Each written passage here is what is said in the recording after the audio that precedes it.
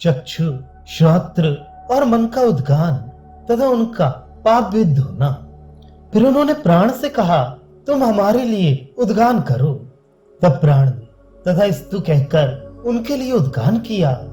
प्राण में जो भोग है उसे उसने देवताओं के लिए आगान किया, और जो कुछ वह शुभ सूंघता है उसे अपने लिए गाया। असुरों को मालूम हुआ कि इस उद्गाता के द्वारा देवता गण हमारा अतिक्रमण करेंगे, अतः उन्होंने उनके समीप जाकर उसे पाप से विद्ध कर दिया। यह जो अननुरूप सूंघता है यही वह पाप है, यही वह पाप है। फिर उन्होंने चक्षु से कहा, तुम हमारे लिए उद्गान करो। तब चक्षु ने तथा स्तु कहकर उनके लिए उद्गान किया। चक्षु में जो भोग है उसे उसने देवताओं के लिए आगान किया, और जो कुछ वह शुभ दर्शन करता है उसे अपने लिए गाया। असुरों को मालूम हुआ कि इस उद्गाता के द्वारा देवगण हमारा अतिक्रमण करेंगे, अतः उन्होंने उसके पास जाकर उसे पाप से विद्ध कर दिया। यह जो अननुरूप दिखता है यही वह पाप है, यही वह पाप है। फिर उन्होंने श्रोत्र से कहा, तुम हमारे लिए उद्गान करो। तब श्रोत्र ने तथा स्तु कहकर उनके लिए उद्गान किया।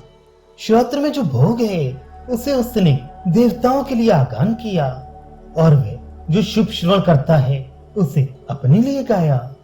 असुरों ने जाना कि इस उद्गाता के द्वारा देवगण हमारा अतिक्रमण करेंगे, अतः उसके पास जाकर उन्होंने उसे पाप से विद्ध कर दिया।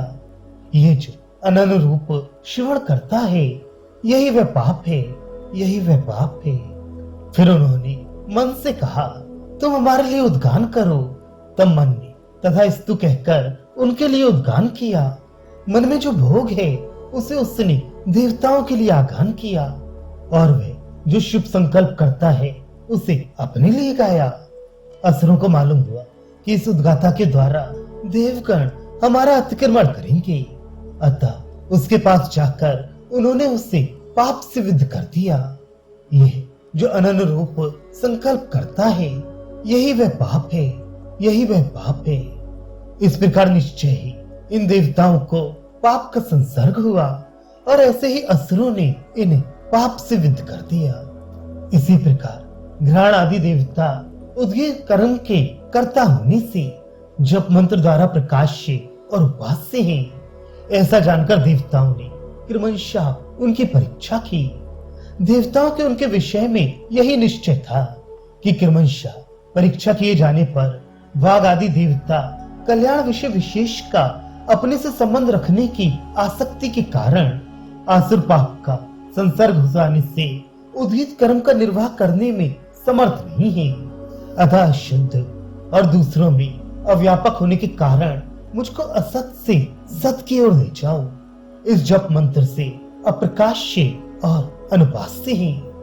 इसी प्रकार न कहे जाने पर भी शुभ और अशुभ दोनों प्रकार के कार्य देखे जाने से त्वग आदि अन्य देवगण भी वाघ आदि के समान ही है।